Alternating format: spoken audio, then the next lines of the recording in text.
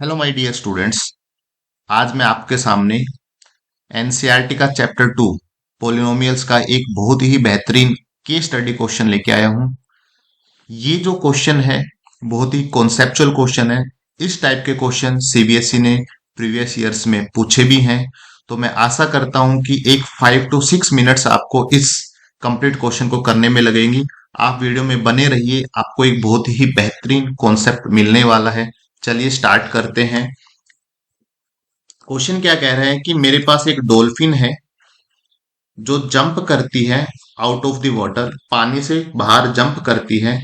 और किस स्पीड से जंप करती है? 20 सेंटीमीटर पर सेकेंड। उसकी जो स्पीड है वो 20 सेंटीमीटर पर सेकेंड है, जिससे वो क्या करती है, पानी के बाहर जंप करती है। It's height about the water, और उसकी जो हाइट है जंप करने के बाद जो हाइट वो गेन करेगी वो about the water after t second किस फंक्शन से दी जाती है? h से। मतलब मेरे पास हाइट एक फंक्शन है किसका? टाइम का, टी का। जो कैसे दी जाती है? 20t - 16t²। ये इस फंक्शन से उसकी हाइट दी जाती है। हम इसमें टी की डिफरेंट डिफरेंट वैल्यूज पुट करेंगे तो हमारे पास हाइट की डिफरेंट डिफरेंट वैल्यूज आएंगी। और हाइट हमारे पास किस में आएगी? सेंटीमीटर में आएगी। अब ये जो डॉल्फिन है ये यहाँ से जंप करती है। तो आपको पता है जब डॉल्फिन जंप करेंगी, जंप करने के कुछ टाइम बाद वो वापस से क्या हो जाएगी? नीचे पानी में गिर जाएगी। ठीक है। तो इसके बेस पे अपने को कुछ क्वेश्चंस के आंसर देने हैं। फर्स्ट क्वेश्चन हमारे पास क्या है? Based on the above answer the following questions, find the zeros of the polynomial. ये जो हमारे पास पोलिनोमियल है पीटी, हमें इसके जीरोज फाइंड आउट करने हैं। पीटी हमें क्या दे रखी है? पीटी हमें दे रखी है 20t - 16t²। तो जब भी हम जीरोज निकालते हैं तो हम क्या करते हैं? पीटी को पहले जीरो के बराबर रख देते हैं। This implies 20t - 16t² is equal to zero. और ये हमारे पास क्वाड्रेटिक है। जब हमारे पास कांस्टेंट वाली टर्म नहीं होती है तो हम क्या करते हैं? इनमें से कॉमन लेने की ट्राई करते हैं। हम इसको फैक्टराइज इस वे से करेंगे। तो 20 और 16 में हमारे पास मैक्सिमम क्या कॉमन आ सकता है? 4 कॉमन आ सकता है। टी और टी² में से हमारे पास टी कॉमन आ सकता है। 20t में से 4t चला गया तो हमारे पास रह गया 5, माइनस 16 में से 4 चला गया कॉमन तो 4 रह गया, और t² में से t चला गया तो 4t। मीन्स इसके फैक्टर्स हमारे पास ये रह गए। दिस इम्प्लाई या तो हमारे पास 4t = 0 है, या फिर हमारे पास 5 - 4t = 0 है। दिस इम्प्लाइज या तो हमारे पास t की वैल्यू कितनी है? 0 है, या फिर हमारे पास जो t की वैल्यू है ये मेरे पास 4t उधर चला जाएगा तो ये आपके पास आ जाएगी 5/4, या आपके पास t की वैल्यू 5/4 है। Means t = 0 and t = 5/4 are the zero. ये उसके दो जीरो आ गए। यहां से हमें क्या समझ में आया है? अगर मैं बात करूं कि मीनिंग ऑफ जीरोज क्या है, इस टाइप के क्वेश्चन में आपको जीरोज का मीनिंग पता होना चाहिए। भाई जीरोज का मीनिंग क्या है? पहली बात तो यहाँ पे जो उसने स्पीड 20 दे रखी थी उसका मतलब क्या है? भाई स्पीड 20 का मतलब आप फिजिक्स में पढ़ते हो, जो एस रहता है वो एक इक्वेशन रहती है ut+12 AT²। मतलब जो इसकी इनिशियल वेलोसिटी है वो 20 है। ठीक है। तभी तो इस फंक्शन में इसने 20 × t किया, u × t। ठीक है। माइनस ये जो है ये हमारे पास क्या है? हाफ जीटी वाली टर्म है, जीटी² वाली टर्म है, या एटी² वाली टर्म है। ग्रेविटी की वजह से इसकी स्पीड क्या आ रही है? डाउन आ रही है। तो इनिशियल वेलोसिटी 20 था, उसका मतलब यहाँ पे ये 20 यूज हो गया है। अब मीनिंग ऑफ जीरोज में मैं अगर t की = 0 की बात करूं, मतलब t = 0 का मतलब क्या है? कि डॉल्फिन स्टार्ट एट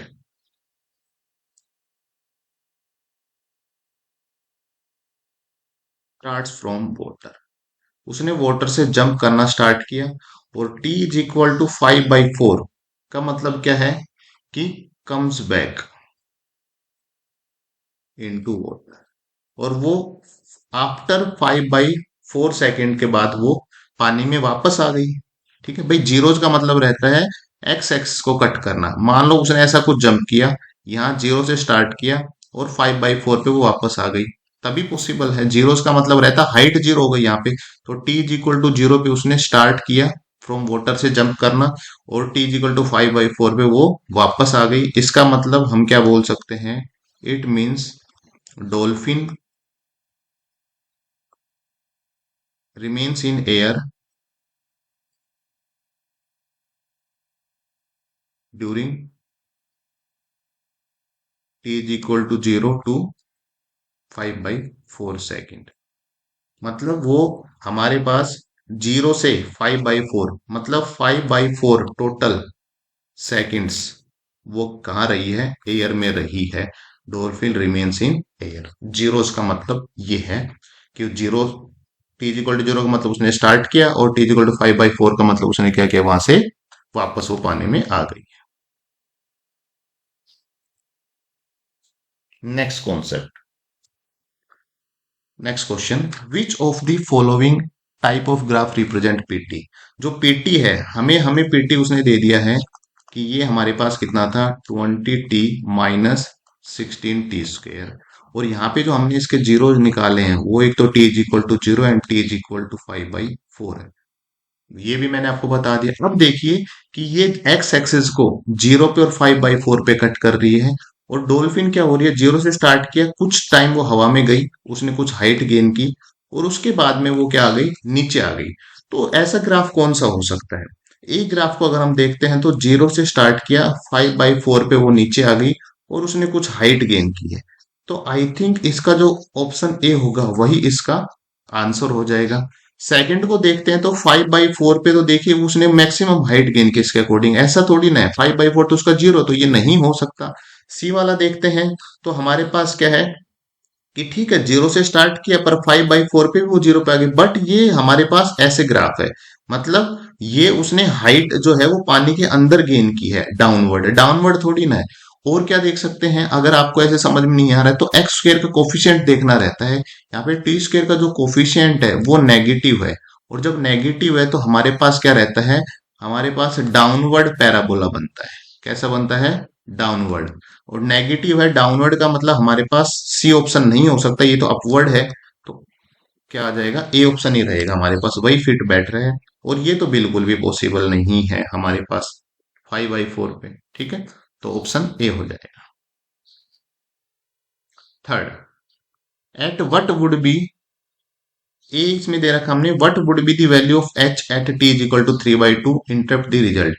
भाई हमें जो पी ऑफ टी दे रखा है वो हमें दे रखा है 20t माइनस 16t स्क्वेयर। हमें h is equal to height निकालनी है उसकी, t इज इक्वल टू 3/2, ठीक है। मतलब हमें p ऑफ 3/2 निकालना है।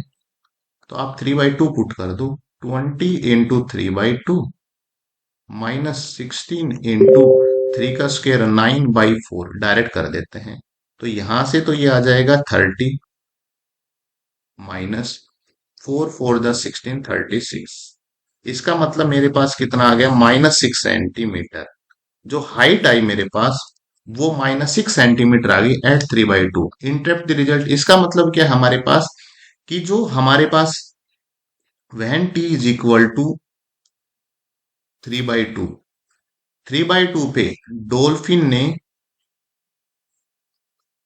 पानी के अंदर, इनसाइड वाटर, उसने कितना सेंटीमीटर ट्रेवल किया, 6 सेंटीमीटर, ठीक है, बिलो सी लेवल।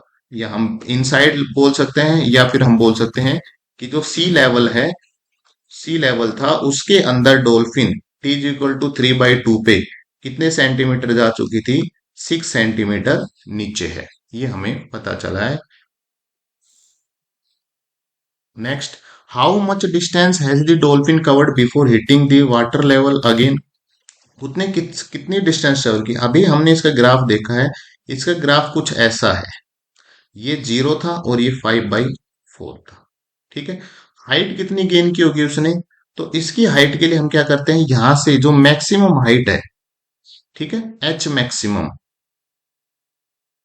उसका डबल कर देंगे। तो एक बार तो डॉल्फिन इतनी हाइट तक गई होगी, यहां तक, और फिर एक बार यहां तक वो क्या आई है, वापस आई है। तो जो हाइट रहेगी बिफोर हिटिंग दी, ठीक है, टोटल डिस्टेंस मान सकते हैं हम, टोटल डिस्टेंस, तो टोटल डिस्टेंस रहेगी, वो रहेगी 2 times of maximum height gain by dolphin.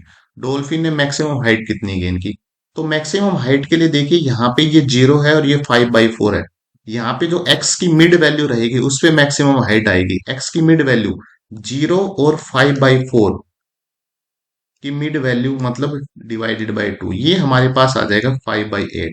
तो t इज इक्वल टू 5/8 पे डॉल्फिन गेन मैक्सिमम हाइट।